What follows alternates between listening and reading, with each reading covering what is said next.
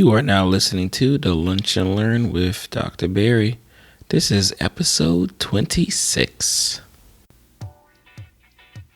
Thanks for listening to the Lunch and Learn with Dr. Barry, here to help educate, motivate, and put you on the right path to take control of your health through weekly discussions on topics in the medical field, public health arena, and in your community. And now your host, Dr. Barry.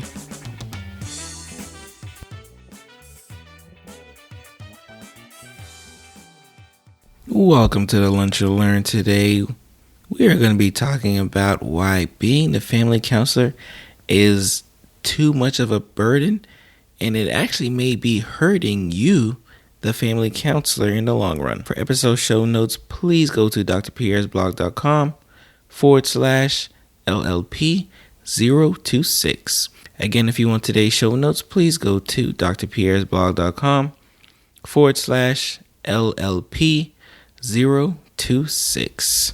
And today's a nice discussion that we're going to be going into, and I hope I can enlighten some of my listeners out there on why becoming the de facto counselor in your family can become harmful to said de facto counselor. And I want to talk about identifying whether you are the issue. We're going to talk about, why are there trained counselors, and, what is some of the stuff you're going to have to deal with on a consistent basis, to be able to not only deal with another person's personal struggles, but also your own. I'm going to talk about techniques to try to lessen the load of being that family counselor. And honestly, and this may be a little touchy subject, why church just isn't enough when it comes to counseling and mental health and all of those things under the sun. So stay tuned and get ready for another great episode. Being you guys is family counselor, right? Hey, Dr. Shanika, how you doing? It's definitely something that I get a lot in my office. It's of course, I'm a physician. I'm obviously trained to do a lot of the counseling that I do. But it's definitely something that thank you.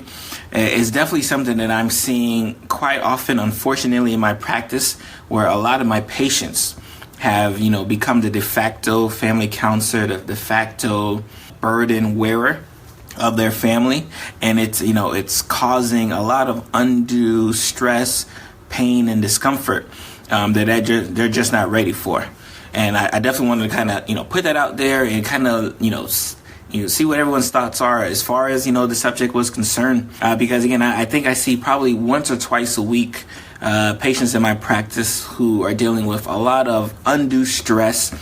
And when I tease down, what the stress is caused, a lot of it has nothing to do with them, right? A lot of that has to do with, let's say they're, the matriarch of the family. They're dealing with stress from the kids, they're dealing with stress from the husband, they're dealing with stress from work and everything else that's kind of getting placed on them because they've been seen as the rock of the family, which is definitely a term I am not fond of. Reason being is that a lot of times, we do a lot of things to the rock, but we do nothing to, take from the rock. Like we put a lot of burden, a lot of stress, a lot of animosity on the rock. We just wake up, we dump all our problems on the rock, and then we leave, right? We never ask the rock how the rock is doing. And that happens over and over and over again. And I definitely want to kind of put it out there so that my patients can, first of all, tell patients to stop, right? I think that's the first and foremost that has to happen. Now, hey, Genevieve, because, and unfortunately, people, I don't know if they realize that what they're doing. I don't know if they realize they're doing a bad thing. Because again, a lot of people are always looking for someone to talk to. They're always looking for someone to, to kind of bounce ideas off of. They're always looking for someone, to kind of release some of the burden. But most of the time, they're not very reciprocal with it, right? So again, I've been out of practice. I've been out of residency for about 3 years, almost 3 years now. But, I went to medical school for 4 years. I did residency for 3 years. So I got about almost 10 years of, training of, taking on people's burdens, right? 10 years of being able to, see a person at their worst and try to, plan and, guide the steps to try to get them to the better. But a lot of y'all, unfortunately, a lot of y'all don't really have that training, right? So a lot of y'all don't have 10 years, 8 years, 4 years. You guys aren't classically trained, right, to be able to, one, take on someone's burden and really not affect your day. And Unfortunately, you carry that, you carry it to the next day, you carry it to the next day, you carry on to work, you carry on to family, but you never have someone to kind of like outlet, like someone to kind of like blurt it out. And in my practice, sometimes that happens. Sometimes I'm the person that they kind of blurt it out with. And my first question to them always is, well, have you told anyone that you probably don't want to deal with any of their problems today? And of course, the number one response I get is they don't want to feel less of a friend. They don't want to feel less of a family member. And I immediately say, well, if these people love you, if these people cherish your well-being, they'll be okay with holding on to their burden themselves, right? Because not only do you get undue stress, right? You get anxiety, you get depression. That's going to show up in medical reasons. Why? So now all of a sudden, because of all this undue stress, because you're taking on the burden of your family, I'm having trouble control your blood pressure because of the undue anxiety that you get every time you have to deal with your children's problems. Now you're having trouble dealing with your weight. Because all of the stress and angst that you get from your coworkers, because again they see you as D-Rock, right? So they see you as a person like, hey, I'm having a problem. Let me go tell Barry all of my problems, and then so I can like feel better about myself. But I'm gonna walk away right afterwards, right? Like I'm not even going to give Barry the chance to dump some of his problems on me because I'm out of there. Like I was just there for a one-way street, and I think that's something we have to stop doing now. Because again, it's like I'm not even figuratively saying it, like it's literally killing some of y'all, right? It's literally some of y'all are having trouble, controlling your weight, right? Because you're eating too much, and that's causing stress and pressure and depression and everything else. So you're having trouble controlling the stress. So now your blood pressure is uncontrolled, your diabetes is uncontrolled. So a lot of these medical things start popping up. And it's all from the mental, right? And again, my wife, she's a she's a licensed mental health counselor. She's actually working on a PhD right now in marriage and family therapy. And she's big on the mental, right? And so because she's big on the mental, of course, I got to be big on the mental too, right?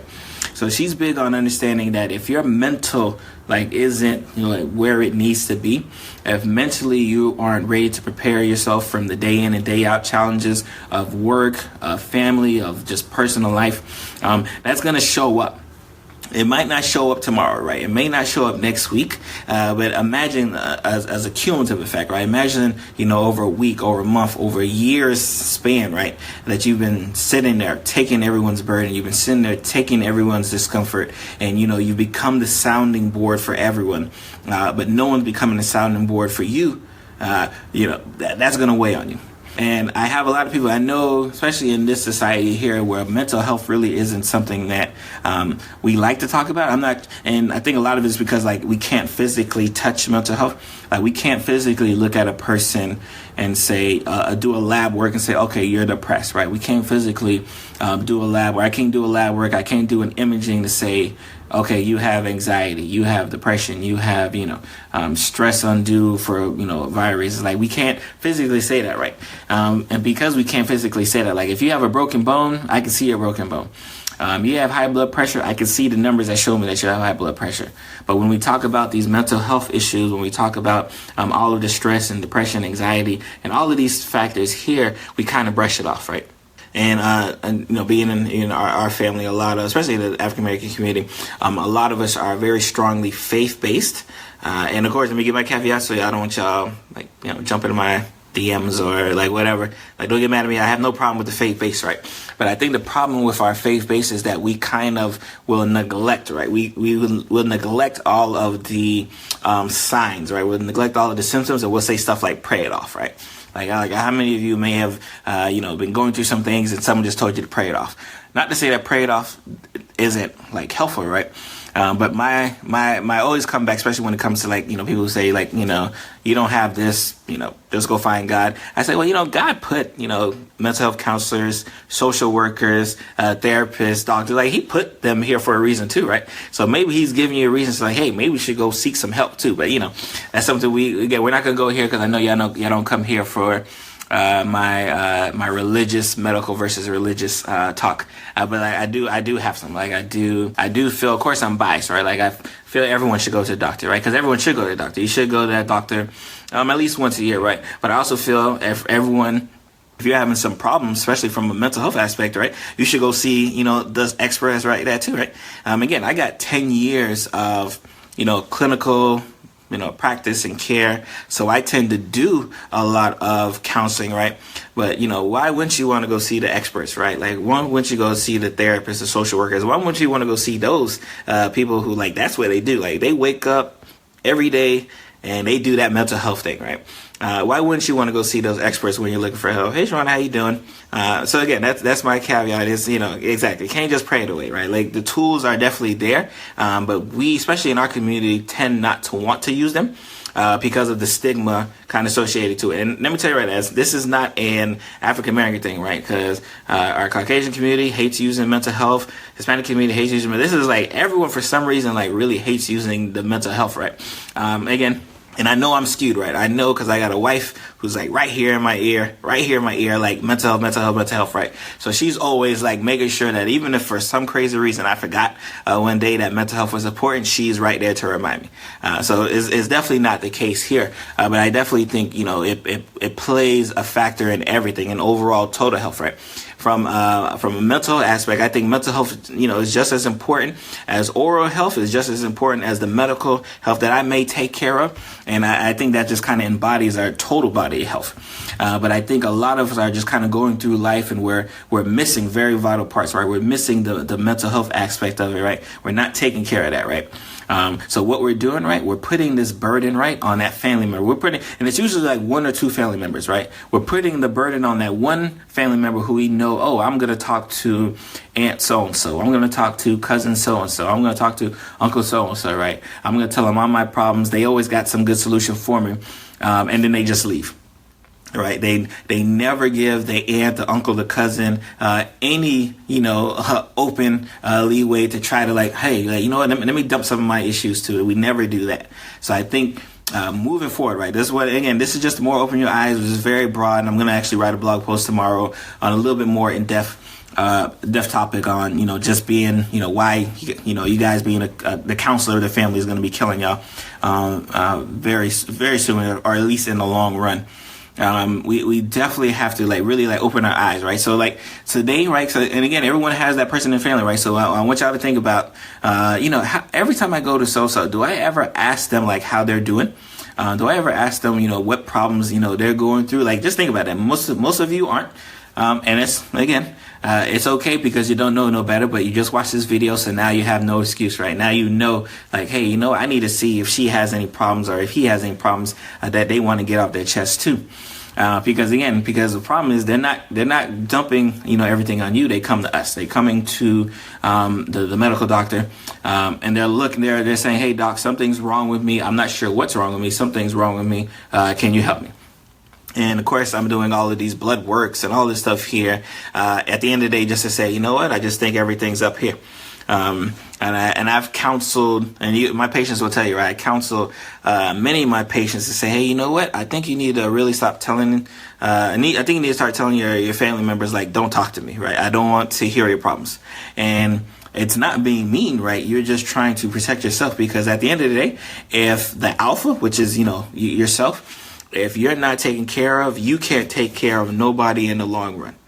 So and you have to remember that at the end of the day, right? If you don't take care of yourself, be selfish, right? It's like selfish is like this word that, we don't like to use because there's always negative connotations of it. But when it comes to our mental health, I implore you guys to be selfish.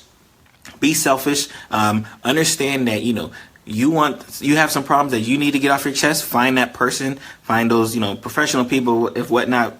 And again, going back to the church, the church is great, right? There's a lot of counseling that goes on to the church. So we're not telling you to go to church, sit in the back, and then pray. No, we want you to, if I say go to church, I want you to talk to the pastor. I want you to talk to somebody in there to get that off, right? We don't want you to just pray it off, right? We just want you to make sure, like, whatever's on your heart, whatever is sitting, whatever that stress, whatever that, the pain, discomfort, that's eating you alive, we want you to get it out there. We want you to just... Because sometimes you don't want to. Sometimes you're going to people you don't even want to, really get an answer. You just want to talk to them, just to like get it off your chest, just to like have it like out in the world, because you're gonna figure it out. But the problem is you can't even figure it out because you're just keeping it right here. So that's what I want you to do. Do it this week. In fact, do it this week. Do it today. If you're the alpha, if you're the person I'm talking about, the one who everyone dumps their problems on, I want you to start being selfish. I want you to start looking out for yourself. I want you to start saying, hey, you know what? I need to take care of me. And right now, I know you got some problems, but right now I can't deal with those problems right now. And if you're on the other side, if you're the person who's always dumping problems on your family member, I want you to reach out to that family member today and say, hey, you know what? I've been girl, boy, I've been telling you all my problems, this past couple weeks, man. What's going on with you? So that's really it. That's, if you don't get nothing from the video today, it's, that Dr. Barry wants you to be selfish. If you're that family rock, who everyone's dumped their problems on, Dr. Barry wants you to be selfish and start looking out for yourself, because it's killing you. It's causing undue stress. It's causing it's causing a lack of control in things that I usually look for: blood pressure, diabetes, weight. Like, it's causing all of these problems there. And if you're on that reverse, if you're that person who's always dumping on that rock, I want you to like look into yourself and say, hey, I just realized, I'm that person. Like, I'm the person who's always telling people my problems, but I'm never actually taking their problems. Exactly. You got to have boundaries. I'm always looking and I'm always dumping these problems. Let me reach out to this person who's my rock, who I recognize as my rock, and say, you know what? What's going on with you today? I don't want to talk about me. I got problems. We can talk about those problems later, but I just want to know what's going on with you today. Tomorrow, I'm gonna write a nice little blog post about it, just kind of in written form, and kind of give some numbers on what's happening when it comes to stress and anxiety, and how does it correlate from a medical aspect as well. I'll give you some information on people you can see, people you can talk to as well, just to kind of get it out there. Again, you can always go to I'm not gonna say you can always go to the doctor, right? Because I know unfortunately all doctors aren't created equal, right? And my patients will tell you, my patients could tell me a lot more things than they may be able to tell their other primary care physician. But I tend to ask those questions because I'm usually looking for it. So if your doctor isn't the type of doctor who likes to talk to you about, just in general, the mental health aspect of it, please look for your local professional in the area. Whether if you're very religious, please go to church. Don't go to church just to pray. Go to church to talk to someone in the church, and because they got counselors at the church. Talk to them to get your feelings out. If you're in the community, find your social worker, find your therapist, find someone, right? Find someone who is professionally trained to kind of do these things, because that's really how we move forward and everything else, right? Because again, I know I don't get nowhere, right, if your mental is not right. There's no point for me. I can give you pills all day, pills for anxiety, pills for depression, pills that help you go to sleep, pills that help you lose weight, right? But if your mental isn't there, it doesn't matter. Those pills not going to work. Thank you for listening to this episode of The Lunch and Learn with Dr. Barry. If you want to find out more about the episode, please go to www.lunchlearnpod.com. That's www.lunchlearnpod.com for the show notes and any links that may have been mentioned in today's episode.